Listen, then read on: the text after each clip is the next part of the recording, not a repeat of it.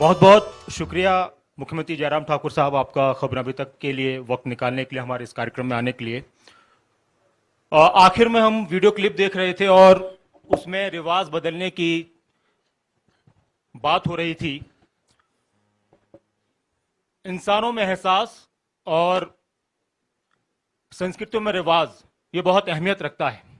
मुख्यमंत्री जी, रिवाज बदलने की बात से ही मैं शुरू करूंगा, लेकिन उससे पहले एक किसी का बहुत मशहूर शेर है, शायद आपके लिए भी हो और बहुत सारे लोग जो मेहनत करते हैं कि जिस दिन से चला हूं मेरी मंजिल पर नजर है, आंखों ने कभी मील का पत्थर नहीं देखा। जो सफर शुरू किया था बहुत पहले, बहुत संघर्ष के साथ, और जिस मुकाम पर आज हैं, और जो आप आज दावा कर रहे हैं कि रिवाज बदला जाएगा हिमाचल की सियासत में, जो 3 दशकों के बाद ऐसा होगा, किस आधार पर यह दावा है? वो ऐसे कौन से काम हैं जो आपको ये दावा करने पर मजबूर करते हैं? देखिए, 2-3 चीजों को लेकर के मैं जरूर कहना चाहता हूं। हमेशा इस धारणा को बनाए रखना कि ये काम नहीं हो सकता और छोड़ देना, ये उचित नहीं है। कभी ना कभी ऐसा दौर आता है जब कठिन से कठिन, मुश्किल से मुश्किल, जटिल से जटिल काम की शुरुआत होती है, काम होता है। मैं इसलिए इस बात को कह रहा हूं कि हिमाचल प्रदेश में जिसका जिक्र आप कर रहे हैं कि हर 5 वर्ष में सरकार बदलती है, ये दौर चला है, सब जानते हैं। लेकिन एक दौर आएगा, निश्चित रूप से आएगा, जब ये रिवाज बदलेगा जो बार बार बदलने का, और मैं समझता हूं कि अब की बार शुरुआत उस दिशा में आगे बढ़ रही है और ये हो करके रहेगा। और मैं खासतौर से इस बात को मैं जिक्र करता हूं, जिस विधानसभा क्षेत्र से मैं चुनाव लड़ता हूं आजकल, उस विधानसभा क्षेत्र में हमेशा हमारी पार्टी की जमानत जब्त होती थी। जब मुझे पहली बार वहां टिकट दिया गया पार्टी का, मेरे पार्टी के नेताओं ने टिकट देने के साथ साथ में यह भी कहा कि आपकी भी जमानत जब्त होगी, ऐसी संभावना है।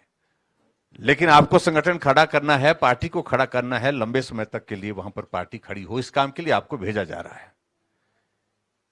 मैंने चुनाव लड़ा, 2 महीने के अंतराल में ही मुझे चुनाव की तैयारी करनी पड़ी। मैं प्रदेश से बाहर था और चुनाव लड़ा, पार्टी का मुकाबला हुआ। जहां जमानत जब्त होती थी, जमानत तो बची। उस वक्त मंडी जिला में पंडित सुखराम का मुख्यमंत्री का नारा चला और सारी 10 की 10 सीटें जो है भारतीय जनता पार्टी हार गई। 9 पर कांग्रेस जीती थी, 1 पर निर्दलीय जीता था।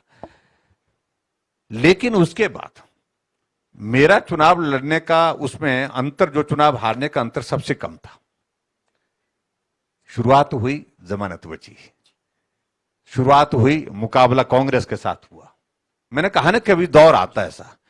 और उसी तरह से 1998 में हम वहां से जीते। आज मैं उस विधानसभा क्षेत्र से 5वीं बार विधायक हूं।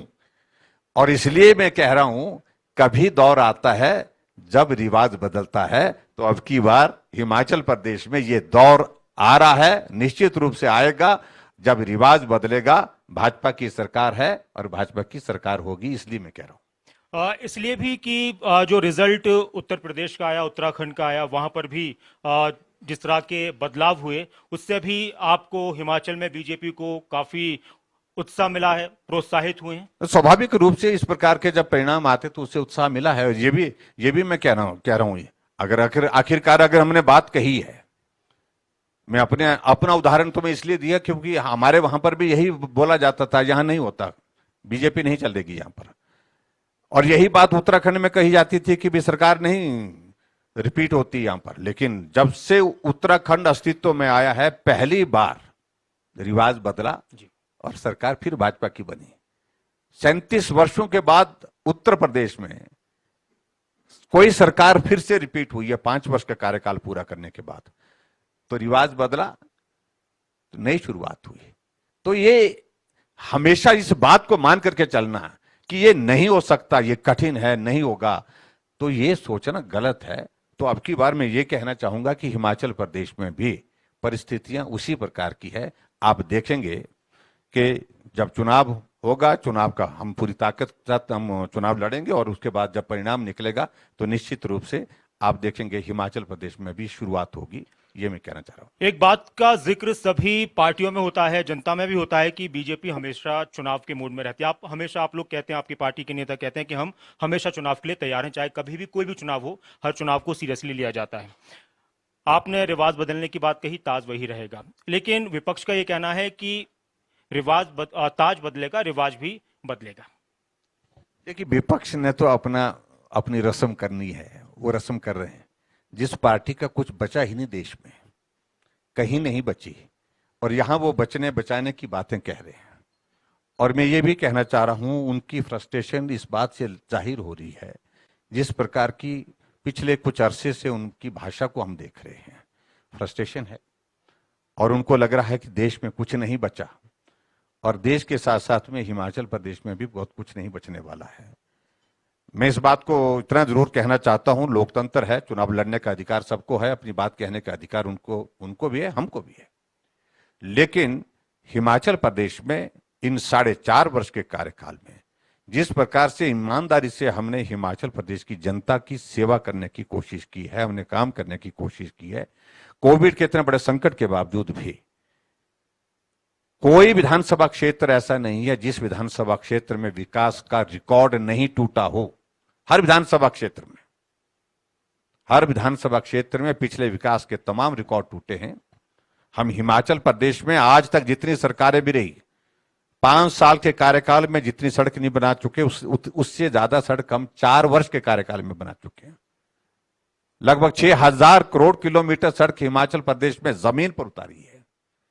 ये तमाम सारी चीजें लोगों के बीच में ले जाने की आवश्यकता है। हाँ, हम इस बात से सहमत है, सहज भी नहीं होता, क्योंकि चुनाव को हल्के में लेने की आवश्यकता भी नहीं है। मेहनत करेंगे, परिश्रम करेंगे। जो आदरणीय प्रधानमंत्री जी की योजनाएं केंद्र सरकार की, जिनके कारण हिमाचल के जनमानस लाभान्वित हुआ है, हिमाचल के विकास को गति मिली है, और उसके साथ साथ में हिमाचल प्रदेश की सरकार के माध्यम से जो विकास कार्य हिमाचल प्रदेश में हुए हैं, उन विकास कार्य को भी लोगों के समक्ष रखेंगे और निश्चित रूप से हम जीतेंगे, मैं ये कहना हूं। मुख्यमंत्री जी, एक विजन के साथ कोई भी सरकार आगे बढ़ती है। जब आपको जिम्मेदारी मिली, बहुत सारे सपने होते हैं प्रदेश के लोगों के लिए, एक सरकार के। किस तरह की चुनौतियां रही इस कार्यकाल में? बहुत कम वक्त अब चुनाव का भी रह चुका है। वो कौन से ऐसे वादे थे जो पूरे आप कर पाए मुकम्मल तरीके से, और कहां पर आपको लगा कि हाँ, यहाँ पर थोड़ा और वक्त मिलता तो ये सारे काम भी हमारे पूरे हो सकते थे? क्योंकि बीच में 1-1.5 साल 2 साल करीब कोरोना की वजह से भी नुकसान हुआ है पूरे देश का भी। देखिए, मैं एक बात जरूर कहना चाह रहा हूं कि हमने एक दिन भी व्यर्थ नहीं गंवाया। जब हमने काम को गति नहीं दी, लगातार विकास को गति देने की कोशिश की, काम को करने की कोशिश की। हिमाचल प्रदेश के जो रिसोर्सेज का अगर हम जिक्र करें, आजकल हम देखते हैं कि विपक्ष के लोग इस पर बहुत ज्यादा बोलते हैं, और बहुत ज्यादा इसलिए बोलते हैं क्योंकि उनको वो कहते हैं कि भाई ऋण की बात कहते हैं वो। लेकिन ऋण की स्थिति कहां से पहुंची, किसके माध्यम से पहुंची? जो लंबे समय तक सत्ता में रहे वो हमारा मार्गदर्शन कर रहे हैं कि हिमाचल प्रदेश में आपने जो है वो ऋण लेकर के सरकार चलानी पड़ रही है। हाईएस्ट ऋण, जिसको मतलब लोन, अगर किसी गवर्नमेंट में लिया है तो पूर्व सरकार, जो कांग्रेस की गवर्नमेंट रही है उस दौरान लिया गया सबसे ज्यादा ऋण। उस वक्त तो कोविड था नहीं। और आज हमारे सामने सबसे बड़ी चुनौती ये रही कि 2.5 साल का कार्यकाल कोविड में, हम आज भी चिंतित हैं। आज भी हम देख रहे हैं कि कोविड के केसेस में लगातार इंक्रीज हो रहा है, वो चिंता का विषय है। लेकिन इकोनॉमी इतनी ज्यादा प्रभावित हुई कोविड के कारण, लॉकडाउन जैसी सिचुएशन आई, वो तो कांग्रेस की सरकार में थी नहीं। अगर आज उनसे पूछा जाए कि आपने अगर लोन लिया और सारा रिकॉर्ड तोड़ा है आपने लोन लेने का, तो क्या वजह रही है? हम कह सकते हैं कि हमारी आर्थिक स्थिति जो है कोविड के कारण प्रभावित हुई। उनकी किस कारण से प्रभावित हुई? वो तो नॉर्मल सिचुएशन में, एक सामान्य परिस्थिति में शासन करते रहे। हमें सामान्य परिस्थिति में शासन करने का अवसर नहीं प्राप्त हो पाया, इस बात का हमें मलाल रहे। लेकिन चुनौतियां हमारे सामने इस प्रकार की थी, जिन चुनौतियों का सामना करने के लिए बहुत मुश्किल परिस्थितियां हमारे सामने थी। लेकिन फिर भी हिमाचल प्रदेश में हमने नए इनिशिएटिव लिए, जिसका आप जिक्र कर रहे हैं। मैं वो जरूर कहना चाहूंगा, कांग्रेस की सरकार, पूर्व की सरकार की एक सबसे बड़ी बात हमने देखी कि काम नहीं, रूटीन की चीजें। क्या वो भवन बन गया उसका उद्घाटन करना, किसी सड़क का काम शुरू होना है, उसका शिलान्यास करना, भूमि पूजन करना, 4-4 बार भूमि पूजन करना, कोई स्कूल का अपग्रेडेशन करना, स्कूल खोलना, यही इसके सिवाय ये रूटीन की चीजें हैं। मैंने विधानसभा के अंदर हिम्मत करके इस बात को भी पूछा कांग्रेस के मित्रों से, विधानसभा में सामने बैठे थे हमारे वो मित्र। मैंने कहा कि मेरी याददाश्त को आप बेहतर करने के लिए मदद करिए कि पिछले 5 साल के कांग्रेस के शासन में हिमाचल प्रदेश में कौन सी योजना आपने शुरू की थी, उनमें से एक योजना का जिक्र करिए। अब खड़े होकर के कोई हिम्मत नहीं कर पाए वहां पर विधानसभा के अंदर बात कहने की, खड़ा होकर के बात कहने, क्योंकि योजना कोई शुरू हुई ही नहीं।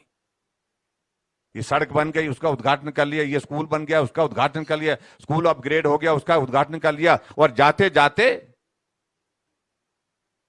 60 कॉलेज, 60 के लगभग कॉलेज हिमाचल प्रदेश में खोल गए, और बजट प्रावधान 1 लाख रुपए, 1 लाख रुपए कॉलेज का बजट का प्रावधान, और उसके पत्थर भी शिलान्यास के कार्यक्रम, जो ना जमीन कॉलेज के नाम पर, ना फॉरेस्ट की क्लियरेंस है, लेकिन उसके बावजूद पत्थर टांग दिए गए वहां पर हर विधानसभा क्षेत्र में। ये काम करने की संस्कृति इस प्रकार की कांग्रेस पार्टी की रही है। लेकिन हमने इनिशिएटिव शुरू किए। जब आप पूछ रहे हैं कि कौन कौन योजना है, हमने शुरुआत की, लोगों की समस्या का समाधान मौके पर हो, हमने जनमंच की शुरुआत की। और जनमंच से भी बेहतर और तरीका क्या निकल सकता है, घर बैठे लोगों की समस्या का समाधान क्या हो सकता है, हमने सीएम हेल्पलाइन की शुरुआत की। हमने आगे बढ़कर के गरीब आदमी के लिए इलाज की व्यवस्था आज से पहले हमारी हिमाचल प्रदेश में किसी सरकार ने नहीं की। हमने हिमकेयर की शुरुआत की, आदरणीय प्रधानमंत्री जी ने आयुष्मान भारत पूरे देश के लिए किया, और हिमाचल प्रदेश में हमने शुरुआत की हिमकेयर की। और आज हिमकेयर का कार्ड लेकर के आदमी हॉस्पिटल जाता है, कुछ नहीं ले जाता है, हिमकेयर का कार्ड जेब में लेकर के जाता है, क्योंकि उसको मालूम है ये कार्ड वहां पर काम आएगा, इससे मेरा इलाज होगा, बिना पैसे के इलाज होगा। हमने वो शुरुआत की। हमने हिमाचल प्रदेश में हर घर में गैस का चूल्हा पहुंचाने के लिए काम किया, और उस पर गैस का चूल्हा पहुंचाने के लिए 3,32,000 गैस के चूल्हे हर घर में पहुंचाए। पूरे देश में हिमाचल प्रदेश पहला प्रदेश है जहां हर घर में गैस का चूल्हा पहुंचा। हमसे पूछ रहे हैं कि जयराम ने क्या किया, क्या किया है सरकार ने। हमने आगे बढ़कर के उस गरीब बेटी के लिए हिमाचल प्रदेश में एक योजना की शुरुआत की, जो बीपीएल परिवार की, जिस दिन बेटी की शादी होगी उसके खाते में 31,000 शगुन का हम उसके खाते में डालेंगे। हमने सहारा योजना की शुरुआत की, जो आदमी बिस्तर पर पड़ा है, बीमारी ऐसी लग गई है, क्योंकि बीमारी आदमी को पूछ कर नहीं आती, किसी को भी हो सकती है, लेकिन ऐसी बीमारी के कारण वो लाचार है, बेबस है, चल नहीं सकता, अपना काम नहीं कर सकता है, लेकिन जिंदा है। और ऐसी स्थिति में उसको अगर पानी का घूंट भी पीना, पानी का गिलास भी पीना हो, तो परिवार के कुछ दूसरे सदस्य को आकर के उसकी मदद करनी पड़ती है। ऐसे लोगों के लिए सहारा योजना की शुरुआत की। 3,000 रुपए 20,000 लोगों के खाते में हर महीने हम डाल रहे हैं, मदद कर रहे हैं, ऐसे लोगों की मदद करने की बात कर रहे हैं। नौजवानों के लिए हमने हिमाचल प्रदेश में हमने शुरुआत की। हमने कहा ऐसी योजना होनी चाहिए जिसमें हमारा नौजवान नौकरी देने वाला बने। हमने मुख्यमंत्री स्वावलंबन योजना की शुरुआत की, और मुख्यमंत्री स्वावलंबन योजना के अंतर्गत 1 करोड़ रुपए का हम ऋण देते हैं, और उसमें अगर कोई बेटी शुरू करना चाहती है, कोई विधवा शुरू करना चाहती है, उसके लिए 35% सब्सिडी उसमें दे रहे हैं। और जो नौजवान हमारा शुरू करना चाहता है 25% सब्सिडी उसको दे रहे हैं। हजारों की तादाद में नौजवान आगे आकर के उस योजना का लाभ ले रहे हैं। और मैं ये भी कहना चाह रहा हूं, लगभग 8,000-9,000 के करीब जो है हिमाचल प्रदेश में नौजवानों को इस योजना के अंतर्गत रोजगार भी प्राप्त हुआ। इस प्रकार के इनिशिएटिव हम हिमाचल प्रदेश में शुरू करके हम आगे बढ़ करके काम कर रहे हैं। और उसके बाद कांग्रेस से जब हमने इस प्रश्न को पूछा विधानसभा के अंदर कि आप पूछिए, आप बताइए, हमें एक योजना का जिक्र करिए, आप अनुभवी मुख्यमंत्री का जिक्र करते हैं, मुझे उसको कोई आपत्ति नहीं है, लंबे समय तक रहता तो उसके साथ अनुभव की बातें जुड़ी जाती है। लेकिन मेरे को एक योजना की बात कही है कि जो योजना पिछले 5 वर्षों में शुरू हुई थी, और उस योजना को आज लोग याद करते हैं, एक भी आदमी विधानसभा के अंदर उसका जवाब नहीं दे पाया। तो मैं ये कह रहा हूं, अंतर है, रीजन में अंतर है, काम करने के तरीके में अंतर है। हम सारी चीजों को लेकर, जो देवभूमि का सबसे बड़ा मूल स्वभाव है कि हमारी पहाड़ी संस्कृति, संस्कार, उस संस्कार के साथ हमने हिमाचल प्रदेश को आगे बढ़ाने का प्रयत्न किया है। ये अंतर है जिसके बलबूते हम हिमाचल प्रदेश के लोगों के बीच में अपना पक्ष रखेंगे। और ये जो हमेशा जो बदले की भावना से राजनीति करने की एक रहती थी, आज एक नेता की पेशी एक जगह, कल दूसरे नेता की पेशी दूसरी जगह, तमाम सारी चीजें खत्म की।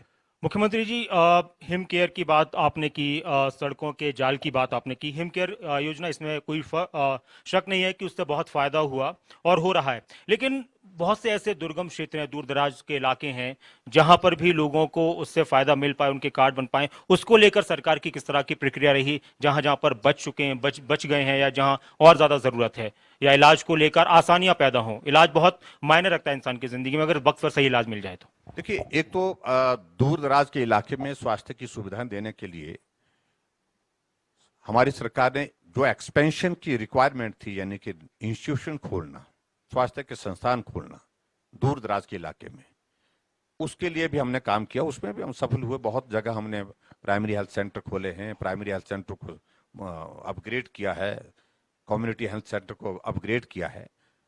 और दूसरी बात यही नहीं, हमने इंफ्रास्ट्रक्चर हमारे ग्रामीण क्षेत्रों में भी खड़ा हो।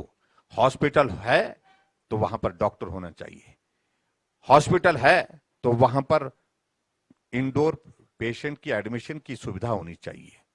और ये पहली सरकार है हमारी हिमाचल प्रदेश से, हिमाचल के इतिहास में किसी सरकार ने 500 डॉक्टर की एक साथ भर्ती करने का निर्णय लिया तो हमारी सरकार ने लिया है। पिछली कैबिनेट में हमने निर्णय लिया है, 500 डॉक्टर एक साथ हिमाचल प्रदेश में हम भर्ती कर रहे हैं। क्या होता था? 50 डॉक्टर की पोस्ट है, 60 डॉक्टरों की पोस्ट है, 40 डॉक्टरों की पोस्ट है, ये होता था आज से पहले। हमने 500 डॉक्टर एक साथ भरने का निर्णय इसलिए कि ग्रामीण क्षेत्र के लोग, दूर दराज के लोगों को हम स्वास्थ्य की बेहतर सुविधा दे सके। एक तो इस बात को लेकर के हमने काम करने की कोशिश की। और उसके बाद एक जो नई योजना की शुरुआत अभी, जिसकी लॉन्चिंग अभी हमारे होने वाली है, कि डॉक्टर घर द्वार पहुंचे और उसमें जो मोबाइल सर्विस जो है हमारी, मोबाइल एम्बुलेंस सर्विस, एम्बुलेंस के साथ साथ में वो पूरी गाड़ी जो है उसमें, जिसमें सारी सुविधा रहेगी, डॉक्टर रहेगा, डॉक्टर के साथ फार्मासिस्ट रहेगा, नर्स रहेगी, वो जाकर के ग्रामीण क्षेत्रों में जाकर के, गांव में भी वहां पर खड़े होकर के पेशेंट का जो बेसिक रिक्वायरमेंट है, जिसमें बेसिक उनके टेस्ट इन्वेस्टिगेशन होने हैं, शुगर का टेस्ट है, ब्लड का कोई टेस्ट है, कोई जो और भी चीजें, जो इन्वेस्टिगेशन, जो बेसिक जो इसमें कैटेगरी में आती है, उनका इन्वेस्टिगेशन की प्रोसेस भी जो है वहीं पर की जाए। इस बात के लिए भी अब नई शुरुआत की है, जिसकी लॉन्चिंग हमारी बहुत जल्दी होने वाली है। तो इस तरह के इनिशिएटिव हम लेने के साथ साथ में मैं कह सकता हूं कि ग्रामीण क्षेत्रों में हमने बेहतर स्वास्थ्य की सुविधाएं उपलब्ध कराने की हमने कोशिश की है। और उसमें निश्चित रूप से समय लगेगा, लेकिन उसके बावजूद हम उसमें सफल होंगे, ऐसा मुझे पूरा भरोसा है। सड़कों की आप बात कर रहे थे, वो नजर भी आ रही हैं। जो भी इस वक्त अगर कोई हिमाचल आता है दूसरे प्रदेशों से, तो उनको नजर आता है कि यहाँ काम चल रहे हैं अलग अलग जगहों पर, अलग अलग रास्तों के लिए। लेकिन उसके साथ एक चिंता बहुत सारे लोगों की पर्यावरण को लेकर भी है। तो किस तरह का सामंजस्य आप बैठाने की कोशिश कर रहे हैं कि विकास का काम भी होता रहे और पर्यावरण को भी नुकसान न हो, क्योंकि पर्यावरण को बचाना भी बहुत हमारी सबकी जिम्मेदारी है। देखिए, एक बात तो हमको मान करके चलना पड़ेगा। हिमाचल प्रदेश में एक तो पर्यावरण की दृष्टि से हम बहुत सौभाग्यशाली हैं, हिमाचल का पर्यावरण अभी तक भी बेहतर है। लेकिन इस बात को भी हमको स्वीकार करना पड़ेगा, जहां हम कोई डेवलपमेंट के प्रोजेक्ट्स लेते हैं, पर्टिकुलरली अगर हम सड़क की अगर हम जिक्र करते हैं, तो फॉरेस्ट प्रॉपर्टी को डैमेज तो होता है उसमें, इसमें तो दो राय नहीं। सड़क बनते हैं तो जंगल का कटान होगा, हरियाली कम होगी, इसमें तो दो राय नहीं है। लेकिन उसके बावजूद भी हमारे जो फॉरेस्ट का वर्क कम ना हो, फॉरेस्ट प्रॉपर्टी को अगर डैमेज हुआ है तो उसको कंपनसेट करने के लिए हमारी जो अलग से जो है प्लांटेशन का प्लान साथ में साइमल्टेनियसली चलना चाहिए, ताकि हम सारी जो है पर्यावरण की परिस्थिति को जो है बदलने न दे। तो इस प्रकार से हम प्रयत्न करते हैं।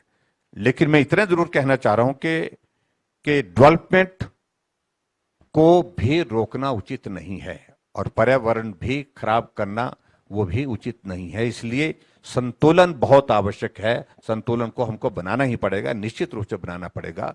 और मैं इस बात को कह सकता हूं कि हिमाचल प्रदेश में इस संतुलन को बनाने के लिए हमने प्रयत्न किया है। और इस कारण से हम जहां सड़कें बना रहे हैं, और सड़कें बनाने के साथ साथ में इस बात को सुनिश्चित करें कि प्लांटेशन भी साथ साथ में हो और फॉरेस्ट प्रॉपर्टी को डैमेज कम से कम हो। एक कोशिश और आपकी सरकार की तरफ से की जा रही है कि जो आउटसोर्स कर्मचारी हैं अलग अलग विभागों में, निगमों में, उनको सरकारी विभागों में मर्ज किया जाए। तो इस प्रक्रिया को कब तक पूरा कर लिया जाएगा, कितना आसान है, और इस को लेकर क्या सोचती है कि इसको लेकर आप सीरियस हैं? देखिए, कर्मचारी हिमाचल प्रदेश पूरे देश भर में पॉपुलेशन के प्रोपोर्शन में ऐसा प्रदेश है जहां कर्मचारियों का नंबर सबसे ज्यादा है, सभी प्रदेशों से ज्यादा। ऐसी सूरत में हिमाचल प्रदेश में कर्मचारियों के हित की हम रक्षा कर ही रहे हैं। कर्मचारियों के लिए जो बेहतरीन कर रहे हैं कि उनको, उनका भी एक बहुत बड़ा कंट्रीब्यूशन है हिमाचल प्रदेश की प्रगति में। और जहां तक आउटसोर्स का विशेष तौर से आप जिक्र कर रहे हैं कि उनका एक्सप्लॉयटेशन जो है, जिन एजेंसीज के माध्यम से उनके एम्पैनलमेंट होती है, उनकी अपॉइंटमेंट फिर आगे होती है, वो ना हो। एक तो वो हमारी प्रायोरिटी है कि उस सारी चीज को रोका जाए। दूसरा, हम और रास्ता निकाले, क्योंकि जितने भी हमारे आउटसोर्स में जो कर्मचारी हैं उनके सामने प्रश्न ये है कि उनके भविष्य का क्या होगा। आज हैं, कल नहीं होंगे। तो ऐसे में उनकी बहुत बड़ी एक चिंता रहती है कि हमारा भविष्य जो है सुनिश्चित किया जाए। काम कठिन है, सरल नहीं है, लेकिन उसके बावजूद हम लगे हैं जिसमें रास्ता क्या निकल सकता है, उस रास्ते को निकालने की कोशिश कर रहे हैं। और क्योंकि यह अधिकार सबको भी है कि भविष्य के बारे में अपने आप को सुरक्षित महसूस करना, ये हमारी सरकार की ओर से भी प्राथमिकता और ये होनी भी चाहिए। और हर व्यक्ति की चिंता है, इस चिंता को दूर करने के लिए हम कोशिश कर रहे हैं। हम इस दिशा में प्रयत्न कर रहे हैं कि हमारे नौजवान जो हमारे आउटसोर्स में लगे हैं, उनको हम एक स्टेबल और कम से कम काम करने का एक माहौल कैसे दे सकें, अच्छा काम करें, और उसके साथ साथ में उनके भविष्य के लिए और बेहतर क्या चीजें कर सकते हैं, उन सारी चीजों को लेकर के विचार कर रहे हैं। कोरोना वैक्सीनेशन में आपने रिकॉर्ड बनाया है हिमाचल सरकार ने, और पहली डोज में भी, दूसरी डोज में भी। बूस्टर डोज की शुरुआत हुई है, उसको लेकर क्या प्लानिंग है? क्या उसमें भी रिकॉर्ड बनाने की कोशिश है?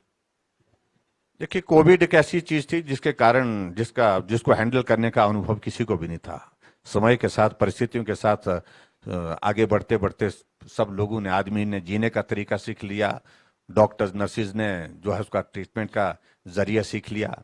और सबसे आवश्यक था, जब इस बीमारी के लिए कोई दवाई नहीं थी, और आज भी नहीं है, दवा नहीं है आज भी, और इससे बचने का सबसे बेहतरीन उपाय वैक्सीनेशन, और उसके साथ साथ इसके जो परहेज के जो रास्ते बताए गए हैं, जो सारी चीजों को जो प्रिकॉशंस हैं, वही एकमात्र रास्ते थे। और ऐसी सूरत में वैक्सीनेशन भारत के अंदर बने, भारत के अंदर वैक्सीन बनने के बाद वो लगे, उसके लिए आदरणीय प्रधानमंत्री जी ने जिस प्रकार का इनिशिएटिव लिया, भारत के साइंटिस्ट को बुला करके, आपको जो मदद चाहिए हम मदद देने के लिए तैयार हैं, लेकिन भारत के साइंटिस्ट भारत के अंदर वैक्सीन बना करके तैयार करें। सफल हुए, वैक्सीन बनी, और उसके बाद कई तरह के प्रश्न खड़े किए। मैं आप इस बात को भी जरूर कहना चाहूंगा कि हमारे विपक्ष के लोगों ने कई तरह के प्रश्न खड़े किए उस वैक्सीन के, इसके साइड इफेक्ट्स होंगे, इसकी टेस्टिंग का अभी तक जो है वो इस टेस्टिंग स्टेज पर है, इसका मालूम नहीं क्या होगा, लेकिन फिर लगवाई सबने। लेकिन उसके बावजूद मुझे इस बात की प्रसन्नता है कि हमारे देश के यशस्वी प्रधानमंत्री पर लोगों का भरोसा देखिए।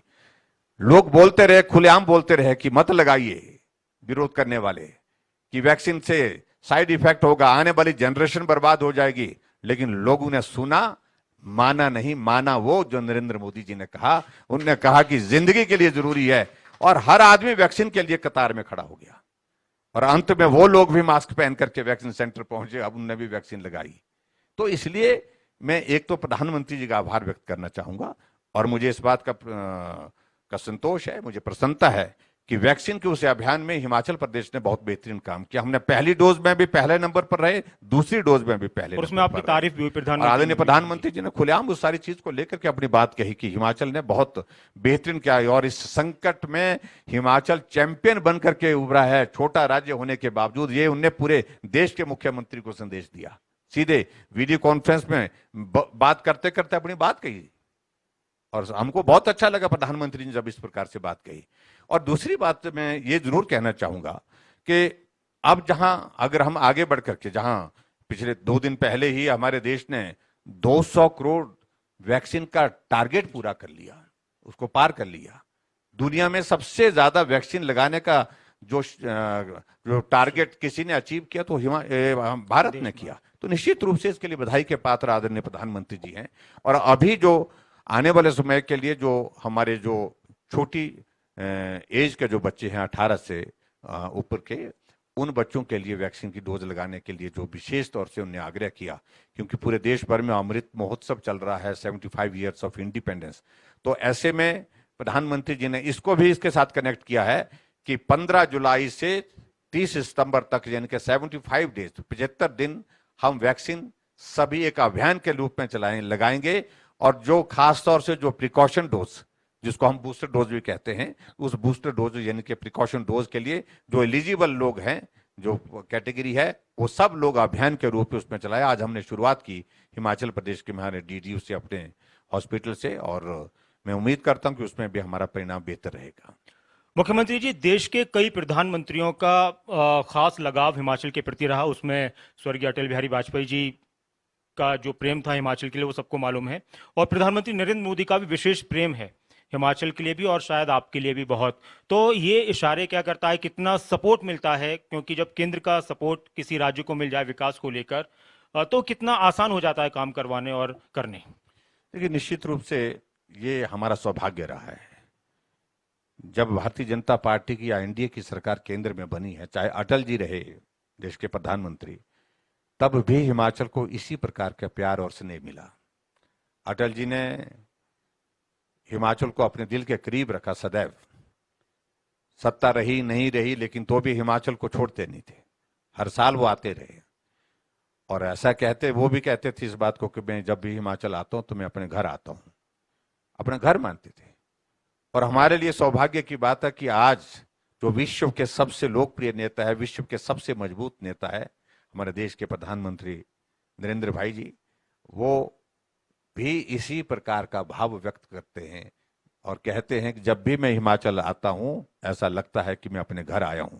और अभी आपने देखा भी होगा कि प्रधानमंत्री जी 8 साल का कार्यकाल केंद्र सरकार का पूरा होने पर हिमाचल आए और शिमला आए, और शिमला के रिज के मैदान पर सभाएं तो आज से पहले अनेक हुई है, लेकिन ये सभा अलग, ये कार्यक्रम अलग तरह का था।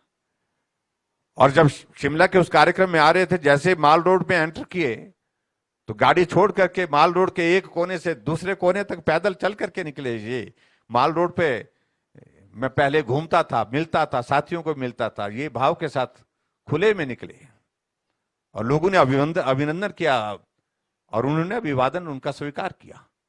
तो आज तक के इतिहास में हिमाचल प्रदेश में कोई भी प्रधानमंत्री शिमला के माल रोड पर खुलेआम सड़क गाड़ी छोड़ करके सड़क पर निकला हो और लोगों का अभिवादन स्वीकार किया हो, ऐसा हुआ नहीं। और दूसरी बात मैं ये कह रहा हूं कि शिमला के रिज के मैदान से हमारा ये सौभाग्य है कि उस दिन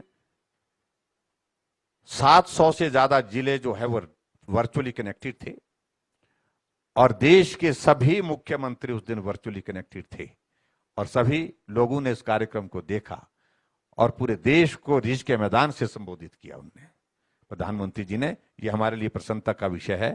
तो स्वाभाविक रूप से ये सब बातें तब होती है जब प्रधानमंत्री जी का लगाव किसी प्रदेश के साथ होता है, किसी प्रदेश के लोगों के साथ होता है। वो हिमाचल के लोगों के साथ है, क्योंकि हिमाचल प्रदेश में उन्होंने लंबे समय तक संगठन का कार्य किया है, और ये हिमाचल प्रदेश की वादियां उनने अपने पांव से नापी हैं, पहाड़ों पर चढ़ करके पैदल गए हैं, एक नहीं अनेक जगह गए हैं। तो ये उनका अपनापन है जो हिमाचल प्रदेश के प्रति एक इस प्रकार का एक भाव व्यक्त करता है, जहां करीबी, नजदीकी, स्नेह, प्यार उनका सब तरह से दिखता है। आपकी पार्टी का, सरकार का एक नारा है, सबका साथ सबका विकास, फिर उसमें बाद में विश्वास को भी जोड़ दिया गया, सबका विश्वास। और आप भी लगातार ये कहते रहे हैं कि जब भी मेरे पास कोई काम के लिए आया, कोई भी किसी भी पार्टी का विधायक, तो हमने बिना भेदभाव के उनके काम करवाए हैं। लेकिन लगातार विपक्ष एक आरोप लगाता है कि कांग्रेस के विधायक, खासतौर से कांग्रेस के विधायक, कि कांग्रेस के विधायकों के साथ विकास कार्यों में भेदभाव हुआ है। देखिए, ये मंच पर क्या बोलते हैं वो सारी उनकी व्यवस्था है, मजबूरी है, क्योंकि विपक्ष है तो वो मेरी तारीफ तो नहीं करेंगे, मुझे उम्मीद भी नहीं करनी है, और मुझे तारीफ की उस तरह की जरूरत भी नहीं।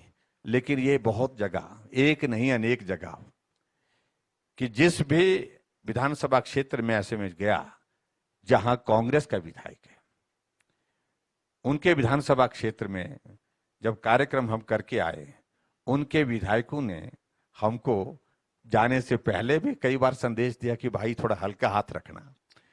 और दूसरा, हल्का हाथ रखने का मतलब विकास की दृष्टि से कि मतलब बहुत ज्यादा घोषणाएं ना कर हाँ, बहुत ज्यादा काम मत कर देना शुरू आपने यहाँ पर, नहीं तो हमको बहुत मुश्किल हो जाएगा। और जब काम करके आ जाता हूं तो हमें कहते हैं कि आपने तो हमारी लूटी है डुबो दी। लेकिन उसमें तो श्रेय विधायक को भी यानी मिलेगा। यानी कि ये शब्द मैं इसलिए बोल रहा हूँ, वो इसलिए इस भाव को व्यक्त करते हैं क्योंकि उनके क्षेत्र में सैकड़ों करोड़ रुपए के उद्घाटन और शिलान्यास होते हैं जो कांग्रेस की सरकार के दौरान होते नहीं थे। 20 करोड़ के, 25 करोड़ के, 10 करोड़ के उद्घाटन हुए तो भी वो खूब नाटी डालते थे। यहां 200-200 करोड़ के उद्घाटन और शिलान्यास हो रहे हैं। तो इस बात को कह रहे हैं कांग्रेस के ही वो लोग बोलते हैं। ठीक है, मंच पर बोलना एक बात है, उनकी मजबूरी में जैसे बताया, लेकिन पीठ के पीछे शाम को सुबह फोन करके बोलते हैं कि भाई कि बहुत ज्यादा काम हुए, बहुत ज्यादा, इस प्रकार से तो आपने हमको परेशानी में डाल दिया है। तो निश्चित रूप से हमारा लक्ष्य है कि इन सारी चीजों की परवाह किए बिना हर क्षेत्र का विकास हो, समग्र विकास हो, हिमाचल प्रदेश एक कोने से दूसरे कोने तक विकसित हो, विकास की दिशा में, विकास की राह पर आगे बढ़े, ये हमारा प्रयत्न है, उसको हम करते हैं। मुख्यमंत्री जी, एक समस्या बागवानों की है, वो लगातार आपके सामने भी होगी कि पैकिंग सामग्री महंगी हो रही है और इस मुद्दे को वो लगातार उठा रहे हैं। तो इस समस्या को दूर करने के लिए किस तरह की कोशिश आपकी तरफ से की जा रही है और क्या भरोसा आप बागवानों को दिलाना चाहेंगे, क्योंकि विपक्ष भी लगातार इस पर आपको घेर रहा है, सरकार को घेर रहा है? ये थोड़ा हमारे लिए थोड़ा क्योंकि एप्पल की इकोनॉमी हमारे लिए बहुत इंपॉर्टेंट, लगभग 4000-5000 के करीब हमारी जो एप्पल की इकोनॉमी हिमाचल प्रदेश में रहती है, और ये बहुत बड़ा संबल देती है हिमाचल के विकास के लिए और हिमाचल की प्रगति के लिए। और मैं ये भी कहना चाहता हूँ कि कोविड के संकट में इस इकोनॉमी ने बहुत मदद की है प्रदेश की। अब की बार जहां खासतौर से जिस मुद्दे को लेकर के आप हमसे पूछ रहे हैं, उसमें एक विषय थोड़ा चिंता का हुआ। एक तो विषय यह है कि जीएसटी में थोड़ी सी इंक्रीज हुई 6% की, 12% से जो है वो पैकेजिंग के मटेरियल पर वो 18% हो गई। उसके कारण भी थोड़ा सा, उसके कारण इंक्रीज की बात थोड़ी आई वहां पर। लेकिन उससे हट करके हम देख रहे हैं कि जो ओपन मार्केट में जो बारदाना जहां से लिया जाता है, तो वहां रेट्स में बहुत बड़ी बढ़ोतरी हुई है। हमने कोशिश की है, हम उनसे भी आग्रह कर रहे हैं जहां ये पैकेजिंग का मटेरियल जहां से उपलब्ध होता है, उनसे भी कहा कि सीजन हमारा सेब का अच्छा रहना चाहिए, और जो एकदम ये महंगाई है उसको नियंत्रण करने के लिए, उसको कम करने के लिए वो भी प्रयत्न कर रहे हैं, जो इस सारे विषय को लेकर के डील करते हैं। लेकिन फिर भी उसके बावजूद सरकार की ओर से जो हमने प्रयत्न किया, जो जीएसटी का जो 12% से 18% हो गया है, 18% हुआ है, उस पोर्शन को हमने 6% का हमने कहा कि इसको हम बियर करेंगे, स्टेट बियर करेगी। और एचपीएमसी के माध्यम से हम जो जितने भी जो एप्पल के जो बॉक्सेस हैं और जो मटेरियल है पैकेजिंग का, उसको परचेज करने वाले लोगों को हम इसके माध्यम से हम इसमें मदद करेंगे। और एक रास्ता निकाला है, ईमानदार प्रयत्न किया है, प्रयास किया है। महंगाई तो हर जगह हर बार बढ़ती है, पीछे कांग्रेस की सरकार रही, महंगाई कब हुई क्या? महंगाई तो उस वक्त भी लगातार बढ़ती है। यह हर चुनाव का विषय होता है, हर वक्त का मुद्दा होता है। लेकिन इतना मैं जरूर कहना चाह रहा हूं कि अब की बार ये जो इंक्रीज हुई है, उसके कारण हम भी चिंतित है और रास्ता निकालने की कोशिश कीजिए। लेकिन ईमानदार प्रयास आप देख सकते हैं कि हमने जो जीएसटी पर जो 6% की जो इंक्रीज हुई है, उसको हमने स्टेट की ओर से बियर करने का निर्णय किया है। तो ये भी एक बहुत बड़ा उस तरह से एक ईमानदार प्रयास, यानी कि ईमानदार प्रयास उस दिशा में, ताकि हमारे बागवानों को हम ज्यादा से ज्यादा राहत दे सके। किसानों की जमीन अधिग्रहण को लेकर भी एक मुद्दा है कि 2% से 4%, 4 गुना उनके मुआवजे को किया जाने का एक वादा था। उस पर सरकार के क्या प्रयास रहे हैं, किस तरह से इसको लेकर सरकार आगे बढ़ रही है? देखिए, इस मुद्दे को लेकर के जब पर्टिकुलरली हमारा ज्यादा ये विषय उठा वहां से, जहां हमारी रोड का इंफ्रास्ट्रक्चर जहां डेवलप हो रहा है, जहां नेशनल हाईवेज, 4 लेन्स, इस प्रकार के प्रोजेक्ट हमारे चल रहे हैं। और मैं इस बात से सहमत हूं, जमीन बहुत कम है लोगों के पास हिमाचल प्रदेश में, और ऐसे में उनकी मदद होनी चाहिए, ये मंशा हमारी है। लेकिन ये भी बात सत्य है कि जो लैंड एक्विजिशन की जो कीमत अदा करनी पड़ रही है केंद्र सरकार, प्रदेश सरकार को, दोनों को, उसमें मांग जो लोगों की ओर से आई है, उसमें फैक्टर 2 को लागू करने की बात कही है कि फैक्टर 2 को लागू किया जाए, और वो स्वाभाविक रूप से वो जो लैंड एक्विजिशन की कॉस्ट को जो बहुत कई गुना उसको बढ़ा देगी, और स्वाभाविक रूप से उसका इम्पैक्ट आएगा, इकोनॉमी पर आएगा। लेकिन फिर भी उसके बावजूद हम उसका रास्ता ढूंढे, हम नेगोशिएट कर रहे हैं, क्या रास्ता निकाल सकते हैं, कोशिश करेंगे उस दिशा में हम कुछ रास्ता निकालें, और जिन लोगों की जमीन ऐसे प्रोजेक्ट्स 4 लेन में या नेशनल हाईवे में या दूसरे किसी प्रोजेक्ट में गई है, उनको मदद का क्या रास्ता ज्यादा से ज्यादा हो सकता है, उस दिशा में प्रयत्न चल रहे हैं। मुख्यमंत्री, चुनाव बहुत नजदीक हैं और हर चुनाव में आपकी पार्टी किसी राज्य में हो या फिर देश में हो, एक नारा देती है सीटों को लेकर कि अब की बार 300 पार, 400 पार, कहीं 70 पार। तो क्या हिमाचल के लिए कोई नारा बनाया है कि 50 पार, 60 पार, इस तरह का कुछ? देखिए, अभी तक हमने नारा इस तरह का अभी तक बनाया नहीं, हम बनाएंगे। अब की बार तो नारा तो सिर्फ एक ही कितना बात पार का रहेगा? अब की बार तो हमने एक बात कही है, जो मोटे तौर पर हमने कही है कि रिवाज बदलेंगे जी। और रिवाज बदल करके छोड़ेंगे। ये हम, मुझे लगता है कि सारी बातों का पर्याप्त एक उत्तर है। हम सीटों को गिनने के बजाय हम इसी बात को लेकर के आगे बढ़ रहे हैं कि हमने सरकार बनानी है और रिवाज बदलना है, और निश्चित रूप से हिमाचल प्रदेश में भारतीय जनता पार्टी की और ठीक तरह से मेजॉरिटी के साथ अच्छी मजबूत सरकार जो वर्तमान में है, इसी प्रकार की सरकार आने वाले समय में वर्तमान के इससे आगे बढ़कर के हम सरकार बनाने की स्थिति में हो, उसके लिए हम प्रयत्न करेंगे। और रिवाज बदलने की आप बात करें, एक रिवाज और था हिमाचल में, टोपियों का रिवाज था, अलग अलग रंगों की टोपियों का रिवाज, वो और उसको भी आपने बदला कि आपने कहा कि मैं टोपी वाले रिवाज को बहुत ज्यादा कैरी नहीं करूंगा और आप बिना टोपी के भी अभी भी बैठे हुए हैं, और ये पहचान बन गई थी।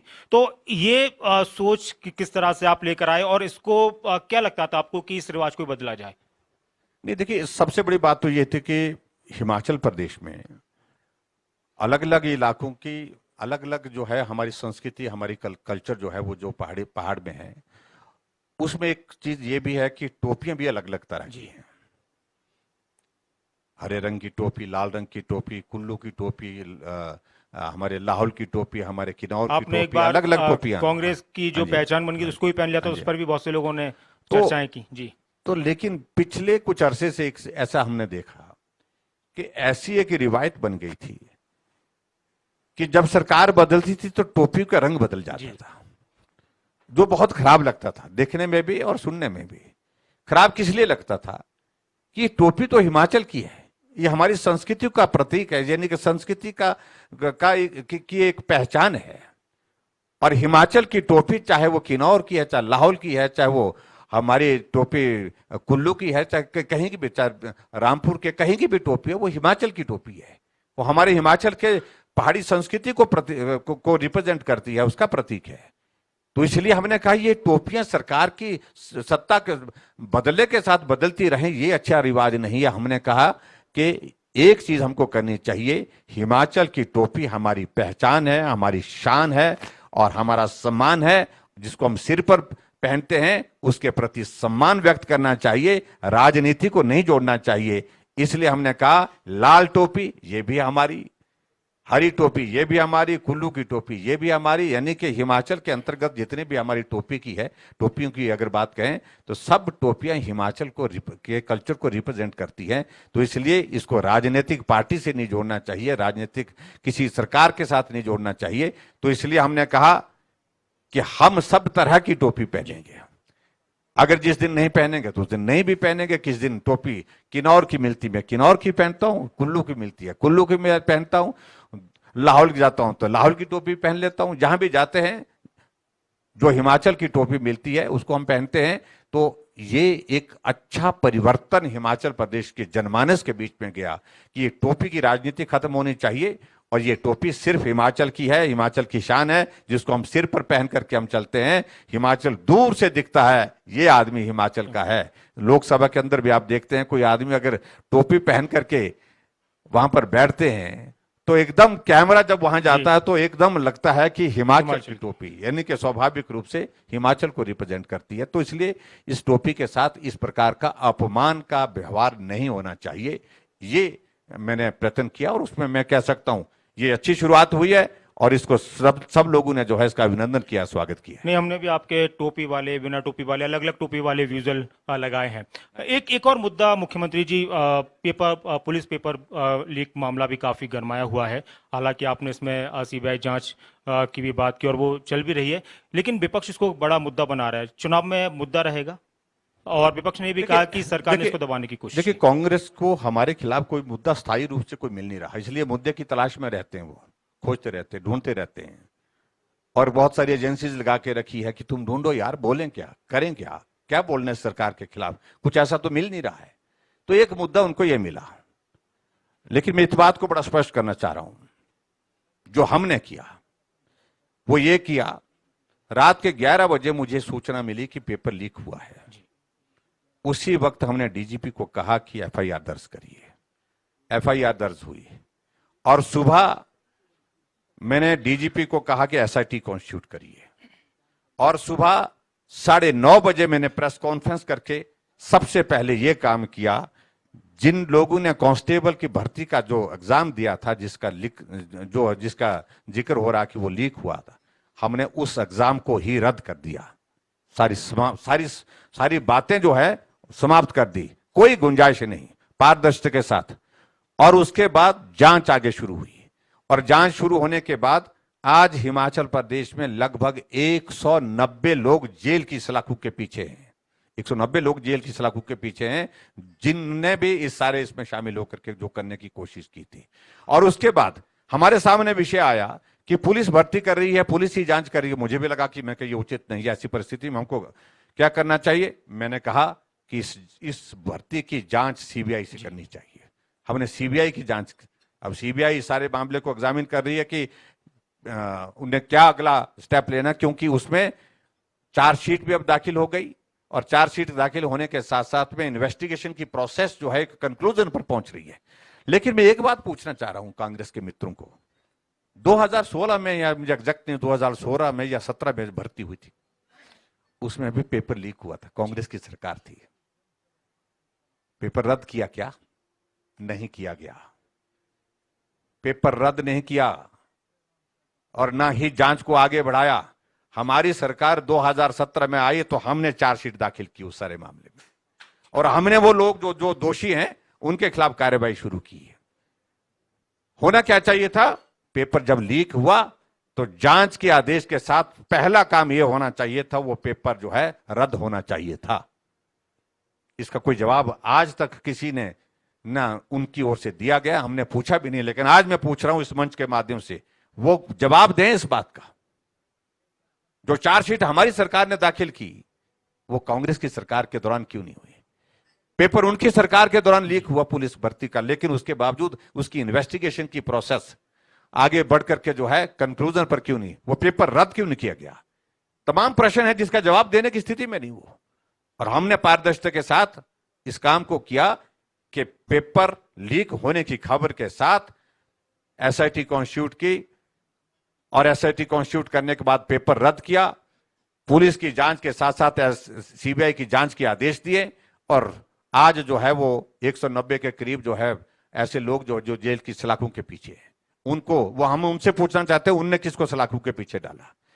तो ऐसे में उनको अगर पूछेंगे तो जवाब देना पड़ेगा, और वो तैयारी करें इन सारी बातों को लेकर के। आने वाले समय में हम भी चुनाव में जाने वाले हैं, प्रश्न हम करेंगे और उनसे जवाब मांगेंगे कि भर्ती तुम्हारे दौरान हुई जिसमें पेपर लीक हुआ, और उसमें उस वक्त जांच कंक्लूजन पर क्यों नहीं पहुंची, क्यों चार्जशीट नहीं दाखिल हो पाई। चुनाव के मैदान में आम आदमी पार्टी भी पुरजोर कोशिश कर रही है, और उनका ये कहना है, आम आदमी पार्टी के नेताओं का, कि हिमाचल की जनता अब इंतजार कर रही है दिल्ली मॉडल सरकार का। स्वास्थ्य के क्षेत्र में, स्कूल्स की जिस तरह से हमने बेहतरी की है, काम किए हैं, तो इस तरह का ही काम हिमाचल में होगा और जनता को चुनाव का इंतजार है। देखिए, वहां दिल्ली में उनकी सरकार है, और दिल्ली की सरकार का मॉडल उन्हें पंजाब में प्रस्तुत करने की कोशिश की, लेकिन आज 3 महीने की सरकार बनकर के किस परिस्थिति में वहां पर है वो देखने को मिल रहा है। ऐसे में आम आदमी पार्टी के बारे में मुझे सिर्फ इतना ही कहना है, मैं उस बारे में ज्यादा बोलता भी नहीं हूं, कि वो मॉडल यहां पर स्वीकार्य है ही नहीं। स्वीकार्य इसलिए नहीं क्योंकि हिमाचल उनसे बहुत बेहतर है, हर मामले में बेहतर है। जिन मुद्दों को लेकर के उठाने की कोशिश कर रहे हैं वो सारी चीजें दिल्ली के साथ हिमाचल का कंपैरिजन नहीं किया जा सकता है। और दूसरी बात, हिमाचल प्रदेश की एक प्रकृति है, एक नेचर है यहाँ का, कि हिमाचल की तीसरे दल को कभी भी स्वीकार नहीं करता। और आम आदमी पार्टी ने जिस प्रकार से कोशिश की, आपने देखा होगा कि उनका एक एक नेता जो आए थे फिर आजकल कहां जा रहे हैं। उनका स्टेट का यूनिट भंग हो गया, 2 महीने से ज्यादा समय उनको 3 महीना तो स्टेट यूनिट को बढ़ाने में लग पड़ा। चुनौती है आम आदमी पार्टी? तो मैं नहीं मानता हूं चुनौती है, वो अपनी कोशिश कर रहे हैं, प्रयत्न कर रहे हैं, उनको कोशिश करने देना चाहिए। लोकतंत्र है और चुनाव लड़ने का अधिकार है। लेकिन इतना मैं जरूर कहना चाहता हूं कि वो अपने मॉडल को पंजाब में लगा, जो अभी ताजा ताजा जहां सरकार बनी है वहां लागू करके दिखाएं। वहां की स्थिति, कानून व्यवस्था की स्थिति वहां पर क्या है, कर्मचारियों की परिस्थिति वहां पर क्या है, और वहां पर सारी व्यवस्थाएं किस प्रकार से, वहां पर सारे भ्रष्टाचार की परिस्थिति वहां पर क्या है। इसलिए मेहरबानी करके उन सारी बातों को, हिमाचल तो कहीं भी किसी भी तरह से स्वीकार करने वाला नहीं है और हिमाचल अपने मॉडल के साथ चलता है। मुकाबला कांग्रेस और बीजेपी में ही रहेगा चुनाव में? निश्चित रूप से मैं ऐसा मानता हूं, लेकिन इतना मैं जरूर कहना चाहता हूं कि कांग्रेस वाले शोर डालने की कोशिश कर रहे हैं। उनके स्वाभाविक रूप से उनको लग रहा कि हम रिवाज के मुताबिक आएंगे, लेकिन हम उनको बोल रहे हैं कि रिवाज बदल गया भाई, थोड़ा समझा करो, ये दिखी हुई इबारत है दीवार पर, समझा करो। तो ऐसे में हम उनको एक बात जरूर कहना चाह रहे हैं कि हिमाचल प्रदेश में मुकाबले की अगर बात आती है तो स्वाभाविक रूप से मुकाबला 2 पार्टियों के बीच में होता है। और भारतीय जनता पार्टी आज देश की नहीं दुनिया की सबसे बड़ी पार्टी है। कांग्रेस वो पार्टी है जो देश से समाप्त हो रही है। आपने कहा था रिवाज बदलेगा और ताज वही रहेगा। बहुत सारे काम होते हैं जो सरकारों की तरफ से करवाए जाते हैं और कुछ ऐसे होते हैं जो रह जाते हैं। आने वाले वक्त में जब आप ये दावा कर रहे हैं कि आपकी सरकार फिर से आने वाली है, हिमाचल प्रदेश के लिए वो और कौन सी महत्वाकांक्षी योजनाएं हैं, वो और कौन सी बातें और कौन से काम है जो आपके जहन में है, जो आपको लगता है कि अब इन पर फोकस करना है? देखिए, आने वाले समय में मुझे लगता है कि हिमाचल प्रदेश में हेल्थ सेक्टर में, एजुकेशन सेक्टर में एक्सपेंशन बहुत हो गया, लेकिन अब इंफ्रास्ट्रक्चर देना है, क्वालिटी पर हमको फोकस करना पड़ेगा। हमको आने वाले समय में इन्हीं चीजों को लेकर के आगे बढ़कर के काम करने की आवश्यकता है, जिसमें हिमाचल प्रदेश के रेवेन्यू जनरेशन की स्कोप बने। उसमें एक सेक्टर आता है हमारा टूरिज्म का सेक्टर, जिसके लिए हमने प्लान किया। टूरिज्म पॉलिसी हमने बनाई, इनके जमाने में इतने लंबे समय तक भाषण देते रहे लेकिन टूरिज्म पॉलिसी नहीं बनी। और आज भी मुझे इस बात की खुशी है कि हिमाचल प्रदेश में नई डेस्टिनेशन को बनाने की दिशा में आगे बढ़े हैं। वो नई डेस्टिनेशन आपके सामने धीरे धीरे समय लगेगा। कोविड जैसी सिचुएशन के कारण हमारी जो इकोनॉमी प्रभावित हुई, जिसके कारण बहुत सारे प्रोजेक्ट्स हमने सोचे थे, उन सारी चीजों के लिए हमको कठिनाई आई, लेकिन फिर भी हमने अभी हाल ही में जो आदरणीय प्रधानमंत्री जी के आशीर्वाद से, केंद्रीय फाइनेंस मिनिस्टर के आशीर्वाद से, हमको हिमाचल प्रदेश के लिए एडीबी का जो है वो प्रोजेक्ट मिला है। 2100 करोड़ रुपए का 2100 करोड़ रुपए का प्रोजेक्ट मिला है। उसका फर्स्ट फेज का प्रोजेक्ट हमने बना करके भेज दिए हैं और उसकी स्वीकृति आती है तो नए सिरे से हम नई डेस्टिनेशन टूरिज्म की बनाने की दिशा में आगे बढ़ेंगे। एक तो ये है। दूसरा मेरा जो महत्वपूर्ण है वो है हमारा मेजर जो है कनेक्टिविटी का। 4 लेन के काम हमारे चल रहे हैं, गति पे चल रहे हैं। कांग्रेस की सरकार में 6 सालों से जो प्रोजेक्ट हमारा कीरतपुर से मनाली का था वो बंद पड़ा हुआ था। एक पोर्शन उसका जो है मेजर जो है जो कीरतपुर से शुरू होकर के आगे चलना था, उसका काम धुरा से शुरू हुआ, थोड़ा शुरू होने के बाद बंद पड़ा था। नए सिरे से उसकी रीटेंडरिंग की और उसके बाद अब दोनों उसके जो फेज जो है बहुत तेजी से चल रहे हैं और आने वाले समय में 1.5 साल के अंदर कीरतपुर से मनाली का जो है हमारा 4 लेन का प्रोजेक्ट हमारी टूरिस्ट डेस्टिनेशन को कनेक्टिविटी की दृष्टि से बहुत महत्वपूर्ण जो है उसको पूरा कर लें। वो पूरा होने वाला, जिसको आने वाले समय के लिए हम कह रहे हैं कि ये हमारा लक्ष्य है। शिमला, कालका शिमला, हमारा परवाणु शिमला का है, उसका काम कब से चला हुआ, किस गति से चला, आज हमारा वो प्रोजेक्ट जो है कंप्लीशन की स्टेज पर आया। और उसके साथ शिमला बाईपास का प्रोजेक्ट जो बहुत जरूरी था।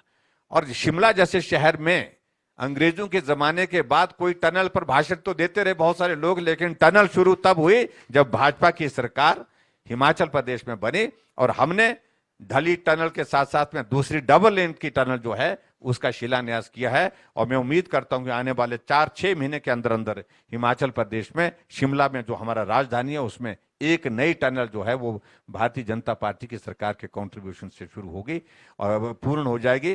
स्मार्ट सिटी का जो मैं जिक्र कर रहा हूं, आप शिमला शहर की अगर बात देख रहे हैं, बातें तो बहुत होती थी, लेकिन आज शिमला शहर में आप देख रहे हैं पैदल चलने वालों के लिए पेडेस्ट्रियन का रास्ता खुला हुआ है।